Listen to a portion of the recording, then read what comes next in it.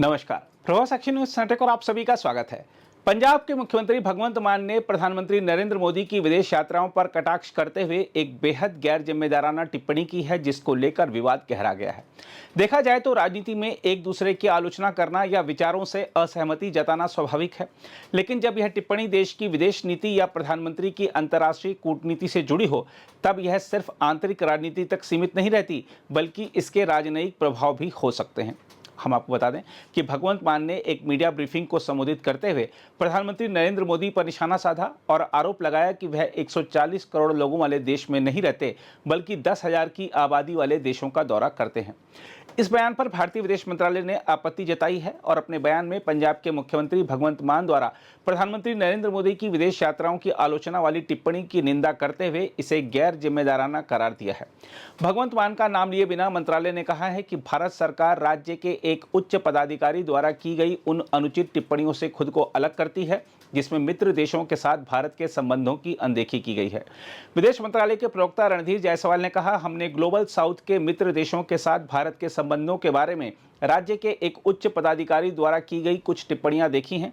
उन्होंने भगवंत मान की टिप्पणी पर मीडिया के सवालों का जवाब देते हुए कहा, ये टिप्पणियां गैर जिम्मेदाराना और खेदजनक हैं तथा राज्य के किसी पदाधिकारी को शोभा नहीं देती।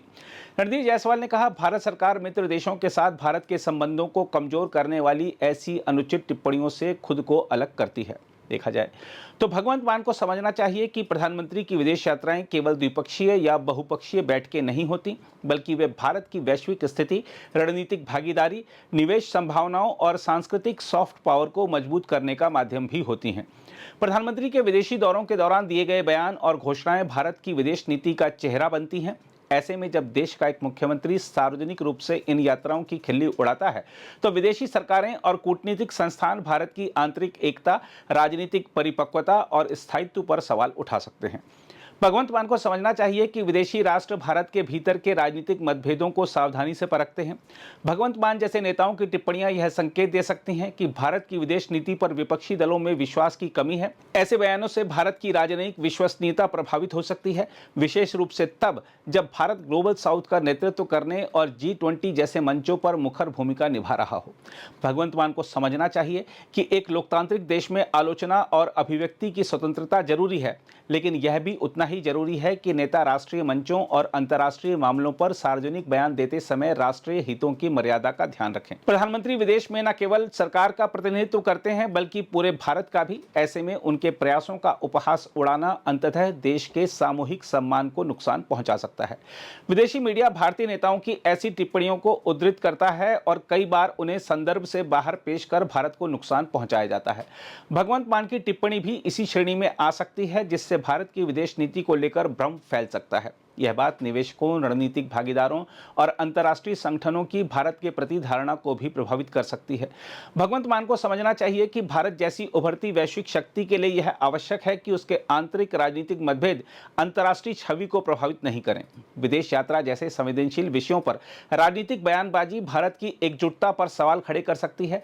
इससे यह संदेश जा सकता है कि भारत का राजनीतिक नेतृत्व राष्ट्रीय हितों पर राजनीतिक लाभ को प्राथमिकता देता है, जो किसी भी देश की छवि के लिए सकारात्मक संकेत नहीं होता।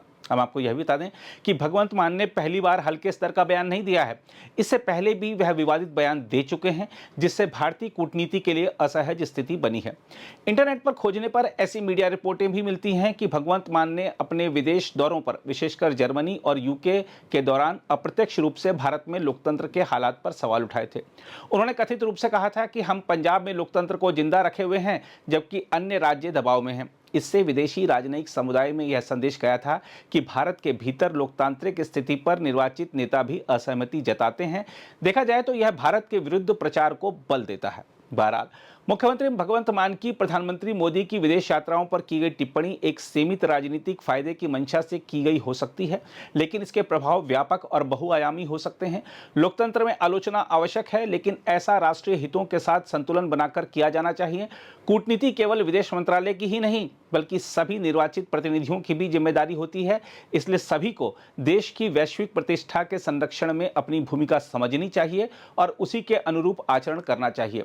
व्यक्तिगत बयानबाजी का खामियाजा पूरे देश को भुगतना पड़ सकता है। यह बात भगवंत मान जैसे नेताओं को समझनी चाहिए। खैर, आइए देखते हैं भगवंत मान की टिप्पणी पर बीजेपी के राष्ट्रीय महासचिव तरुण चुग क्या कह रहे हैं। माननीय प्रधानमंत्री नरेंद्र मोदी जी को विदेश में मिलने वाला हर सम्मान हर भारतीय के लिए गर्व का विषय है।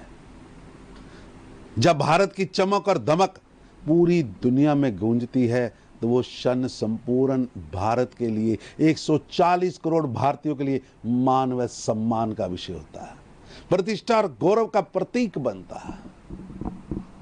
पर दुर्भाग्य है, मुख्यमंत्री भगवंत मान ने बेहुदा, बेहद शर्मनाक, घटिया, मानसिक कुंठा से भरा हुआ बयान दिया है।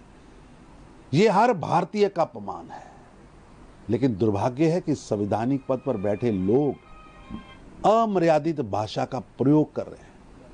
पंजाब के मुख्यमंत्री द्वारा इस प्रकार की होछी टिप्पणी करना केवल प्रधानमंत्री का नहीं बल्कि पूरे देश का अपमान है, 140 करोड़ भारतीयों का अपमान है। मुख्यमंत्री मान साहब, आपका ये सारा ज्ञान तब कब था जब आपके मालिक सुपर सीएम, आपके आका केजरीवाल देश की सेना के शौर्य पर सवाल उठा रहे थे, ऑपरेशन सिंदूर और सर्जिकल स्ट्राइक पर सेना से हिसाब मांग रहे थे।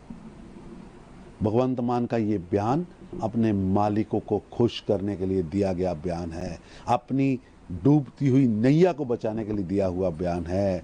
उन्हें देश से माफी मांगने चाहिए। उन्होंने 140 करोड़ भारतीयों का दिल दुखाया है, भारत की छवि को धूमिल करने का घिनौना षड्यंत्र रचा है। उन्हें मुख्यमंत्री पद से तुरंत इस्तीफा देना चाहिए और 140 करोड़ भारतीयों से माफी मांगनी चाहिए। अगर आप भी लेना चाहते हैं देश दुनिया की तमाम जानकारी तो आज ही सब्सक्राइब करें हमारे चैनल को। साथ ही नीचे दिए बेल आइकन को जरूर दबाएं ताकि हर अपडेट आप तक पहुंच सके।